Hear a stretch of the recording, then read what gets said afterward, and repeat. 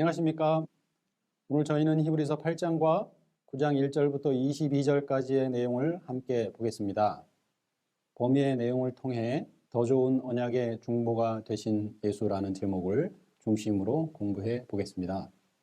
먼저 제가 늘 말씀드리지만 오늘 공부할 범위인 히브리서 8장 또 9장 1절부터 22절을 먼저 읽으시기 바랍니다. 오늘 내용을 간략히 요약을 해보겠습니다. 예수는 이 땅의 제사장이 되시지 않고 하늘 성소의 참 대제사장이 되셨다. 그분은 하늘 성소의 대제사장이 되셔서 더 아름다운 직분을 얻으셨다. 이 직분은 더 좋은 약속으로 세우신 흠이 없는 더 좋은 언약의 중보이시고 새 언약의 중보이시다. 첫 언약도 섬기는 예법과 성소가 있었으나 이 첫 장막의 예물과 제사가 섬기는 자로는 그 양심상으로 온전케 할 수 없었다. 곧 마음의 변화를 이룰 수 없었다. 먼저 저희는 오늘 공부 범위를 살피기 전에 배경 지식으로 옛 언약과 새 언약에 대해서 정리하는 것이 필요합니다. 이것이 정리되고 두 언약의 구분이 확실히 되어야 오늘 공부할 내용이 이해가 될 수 있습니다. 많은 사람들이 옛 언약과 새 언약을 이야기하면서 둘 사이의 구분을 시대적 차이로 흔히 구분해 왔습니다. 옛 언약은 구약시대 율법 중심의 신앙하에 있었던 언약이다. 새 언약은 예수께서 탄생하신 이후 곧 신약시대에 세워진 은혜의 언약이라고 많이 들었을 것입니다. 이런 관점으로는 히브리서 8장, 9장을 이해하기가 까다롭게 됩니다. 그런 관점으로는 옛 언약이 왜 흠이 있었는지, 그것은 낡아지고 쇠하는 것이고 없어져야 하는 것인지 설명하기가 거의 불가능합니다. 그런 시대적 구분으로 새 언약의 필요성을 강조하다 보니 구약의 기별을 폄하하게 되거나 율법의 의미와 모습을 곡해해서 흠이 있거나 없어져야 하는 것으로 생각해 버릴 수 있습니다. 그래서 먼저 두 가지 언약의 차이를 살펴보도록 하겠습니다. 구약 성경에서 하나님과 그 백성이 맺은 언약 가운데 옛 언약은 신의 언약 하나입니다. 옛 언약이라고 할 때는 출애굽 후에 시내산에서 맺은 언약을 지칭합니다. 이것을 또 첫 언약이라고 하는데 왜 첫 언약과 동일한지는 잠시 후에 설명드리겠습니다. 구약 성경에는 신의 언약 말고 여러 가지 언약이 나오는데 그러면 다른 언약은 옛 언약이 아니냐고 질문할 수 있겠습니다. 예를 들어서 노아 언약, 아브라함 언약, 다윗 언약 등은 신의 언약과는 다른 언약이었습니다. 왜 다른지도 잠시 후에 설명드리겠습니다. 먼저 부조화 선지자 371페이지를 보면 성경의 옛 언약이라 불리는 다른 약속이 시내에서 하나님과 이스라엘 사이에 체결되었고 그것은 희생 제물의 피로 그때 비준되었다. 여기서 화인 여사는 신의 언약이 옛 언약이라고 말하고 있습니다. 그 언약은 그때 희생 제물의 피로 비준되었습니다. 신의 언약이 비중되는 때를 부조화 선지자 312페이지에 다음과 같이 기록합니다. 그 후에 언약의 비준이 뒤따랐다. 산기슭에 제단이 설치되고 그 곁에는 이스라엘 12지파대로 12기둥이 그들의 언약의 수락의 증거로 세워졌다. 그리고 이 제사를 위하여 선택받은 청년들이 희생 제물을 드렸다. 모세는 제물의 피를 제단에 뿌리고 언약서를 가져다가 백성에게 낭독하여 들려주었다. 이와 같이 언약의 조건들이 엄숙히 반복되었다. 모든 사람에게는 다 언약의 조건을 따르든지 아니면 거절하든지를 선택할 수 있는 자유가 주어졌다. 백성들은 먼저 하나님의 음성을 순종하겠다고 이미 약속했다. 그러고 나서 그 후에 그들은 그분의 율법이 선포되는 것을 들었다.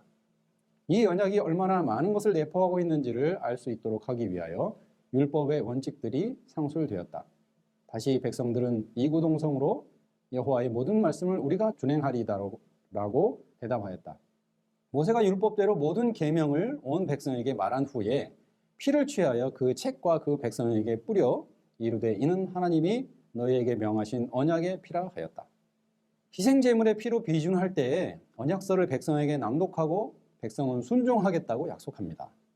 율법의 원칙들이 상술되고 나서 그들은 모두 여호와의 모든 말씀을 우리가 준행하리다라고 대답하였습니다. 그리고 피를 취하여 그 책과 온 백성에게 뿌렸습니다. 그런데 이 신의 언약의 특징을 화인 여사는 부조화 선지자 372페이지에 이렇게 설명합니다. 하나님께서는 그들을 신의 광야로 인도하사 당신의 영광을 나타내 보이시고 그들에게 순종을 조건으로 큰 축복을 약속하시면서 당신의 율법을 주셨다.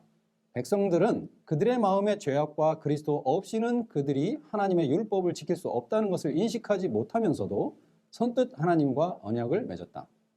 자신들의 의를 세울 수 있으리라는 생각으로 그들은 여호와의 모든 말씀을 우리가 준행하겠나이다 라고 선언하였다. 시내산에서 이스라엘 백성은 자신의 죄악된 모습을 인지하지 못하면서 언약을 맺었습니다. 더 중요한 그리스도 없이는 하나님의 율법을 지킬 수 없다는 것을 인식하지 못하면서 언약을 맺었습니다. 그러면서 그들은 여호와의 모든 말씀을 우리가 준행하리이다 라고 선언하였습니다. 이 구절의 핵심 부분은 우리가 준행한다는 것입니다. 자신들 스스로 율법을 지킬 수 있다고 생각한 것이고 이것은 스스로가 의를 세울 수 있다고 한 것입니다. 다시 신의 언약의 특징의 핵심을 말씀을 드리면 그들은 그리스도 없이 언약을 맺었고 그분 없이 율법을 지킬 수 있다고 이야기한 것입니다. 그래서 옛 언약의 핵심은 그리스도 없이 맺은 언약으로 간략히 정리하시면 되겠습니다. 그러면 우리에게 큰 의문이 생깁니다. 오늘날 우리는 예수님의 십자가 이후에 살기 때문에 그리스도를 통해서 언약을 세울 수 있음을 이해하겠지만 십자가 전에 구약시대에 살았던 출애굽한 백성이 어떻게 그리스도를 알 수 있었을까요? 당연히 그들에게는 그리스도 없이 언약을 맺어야 하는 것이 아니겠습니까? 사실 이 부분에 대한 내용을 우리는 이미 지난 히브리서 3장과 4장을 공부하면서 약간 다루었습니다. 그때 제가 무리바 사건의 핵심은 백성이 그리스도를 거절한 것이었고 그들을 인도하는 분은 그리스도이시고 장차 이 땅에 오셔서 우리의 구원을 이룰 분이 그들의 인도자이신 그리스도라는 사실을 백성이 배웠다고 말씀을 드렸습니다. 이 내용은 사실 창세기를 자세히 말씀드려야지 여러분이 이해가 될 듯합니다. 이미 아담과 하와에게 창세기 3장 15절에 여자의 후손을 약속하신 이후에 모든 부조들과 믿음의 조상들에게 죽음을 정복하고 생명나무로 나아가는 길을 열어놓으실 그리스도에 대한 기별이 전달되었고 그들은 그것을 이해했습니다. 잠시 후에 아브라함 언약을 말씀드리며 그 내용을 다시 보도록 하겠습니다. 그들과 동일하게 출애굽한 이스라엘도 그리스도를 바라보아야 했고 그들은 믿음으로 그분을 따라야 했던 것입니다. 그래서 히브리서 4장에 출애굽 백성에게 복음이 전해졌다고 말했음을 이미 우리는 살펴보았습니다. 그들은 그리스도를 바라보고 소유할 수 있었습니다. 두 번째는 새 언약을 봉했습니다. 새 언약을 이야기하면서 먼저 아브라함의 언약을 살펴보아야 합니다. 부조와 선지자의 기별을 먼저 몇 개 보도록 하겠습니다. 여호와께서 아브라함에게 내가 내 언약을 나와 너와 내 대대 후손의 사이에 세워 영원한 언약을 삼고 너와 내 후손의 하나님이 되리라고 선언하셨다. 비록 이 언약은 아담과 맺어지고 아브라함에게 되풀이 되었으나 그리스도의 죽으심까지는 비준될 수 없었다. 그것은 구속에 대한 첫 통고가 주어졌던 때로부터 하나님의 약속으로 말미암아 존재했고 믿음으로 받아들여졌다. 그러나 그리스도께서 비준하신 때로부터 그것은 새 언약으로 불리워졌다. 아브라함 언약은 그리스도께서 비준하실 때까지 아브라함 언약이었습니다. 그런데 예수께서 십자가의 피로 비준하신 이후로 그 언약은 새 언약으로 불리웠습니다. 지금 우리 시대에서 보면 그러므로 아브라함 언약은 새 언약으로 불리워야 합니다. 계속해서 읽겠습니다. 아브라함과의 언약은 그리스도의 피로 비준되었고 그것을 비준시킨 피가 처음 언약의 피보다 후에 흘려진 까닭에 그것은 둘째 또는 새 언약이라고 불린다. 새 언약이 아브라함 시대에도 유효했던 것은 그것이 그때 하나님의 약속과 맹세로 확증되었다는 사실로서 분명하다. 정리하면 아브라함 언약은 둘째 언약과 같은 것입니다. 이것은 곧 새 언약으로 말할 수 있습니다. 새 언약이 아브라함 시대에도 유효했던 이유는 이미 우리는 지난 시간에 공부한 대로 약속과 맹세로 그리스도의 오심과 십자가를 확증하셨기 때문입니다. 그러니까 아브라함 언약의 특징은 옛 언약과 다르게 그리스도가 있는 언약이었고 아브라함이 언약을 맺을 때 그리스도를 바라보았고 그 언약의 조항들을 오직 그리스도에게 의지했다고 말할 수 있겠습니다. 신의 언약을 제외한 구약 성경의 모든 언약은 그 내용을 자세히 보면 아브라함과 같이 그들이 그리스도를 바라보고 믿음으로 맺었기 때문에 새 언약입니다. 여기에는 아담, 노아, 아브라함, 다윗 언약 등이 포함된다고 볼 수가 있겠습니다. 이것이 왜 그런지 다 공부하려면 정말로 많은 시간이 필요하겠죠. 지금은 그것을 증명할 시간이 없어 말씀을 드리지 못하지만 일단 조금 전에 보여드린 부조와 선지자의 구절에서 아담과 아브라함에 대해서 화인 여사가 그렇게 언급했으니 그렇게 보고 진행하면 좋겠습니다. 그러면 새 언약의 특징을 어떻게 말할 수 있겠습니까? 새 언약은 예수 그리스도를 믿는 믿음으로 맺어진 언약이었습니다. 예수께서 언약의 중보이심을 마음으로 믿고 증거한 언약이었기 때문에 그것을 새 언약이라고 부를 수 있습니다. 부조화 선지자 372페이지, 새 언약은 더 좋은 약속, 즉 죄의 용서의 약속과 마음을 새롭게 하고 마음을 하나님의 율법의 원칙과 일치하게 하는 하나님의 은혜의 약속 위에 세워졌다. 또 가랴 뽑은 기별 1권 373페이지는 새 언약 아래서 요구되었던 것은 옛 언약 아래서 요구되었던 것에 비해 조금도 덜한 것이 없다라고 기록을 합니다. 히브리서는 예수께서 새 언약의 중보이시고 더 좋은 언약의 중보라고 언급하므로 새 언약이 더 좋은 언약이라고 말하고 있음을 볼 수 있습니다. 옛 언약에서 율법에 대한 완전한 순종이 요구되었다면 새 언약에서도 그것을 요구하고 있습니다. 그런데 핵심은 누가 그 순종을 이룰 수 있느냐입니다. 새 언약은 그리스도께서 마음을 새롭게 하고 그리스도께서 마음을 하나님의 율법의 원칙과 일치하게 하실 것입니다. 이 부분을 히브리서 8장 마지막 부분을 말하면서 다시 설명드리도록 하겠습니다. 두 언약의 모습을 도표로 정리하면 다음과 같습니다. 화면에 이제 여러분이 도표를 보시는 대로 옛 언약은 첫 언약이고 옛 언약은 곧 신의 언약이며 이 옛 언약은 짐승의 피로 비준되었습니다. 그리고 옛 언약은 그리스도 없이 맺은 언약입니다. 새 언약은 둘째 언약으로 은혜의 언약이며 영원한 언약입니다. 이 새 언약에 포함되는 언약은 아담이나 아브라함, 다윗 언약이 있겠습니다. 이 새 언약은 그리스도의 피로 비준되었고 그리스도를 바라보고 믿음으로 맺은 언약입니다. 그리고 이 새 언약은 더 좋은 언약인 것이죠. 첫 언약과 옛 언약이 같은 이유를 간략히 설명을 드리겠습니다. 히브리서 9장 16절부터 22절을 읽어보시면 바울은 첫 언약에 대해서 기록을 하면서 시내산에서 송아지와 염소의 피를 뿌리면서 언약을 맺는 장면을 기록했습니다. 곧 신의 언약의 장면을 기록한 것이죠. 그리고 그것이 첫 언약이었다고 말하고 있습니다.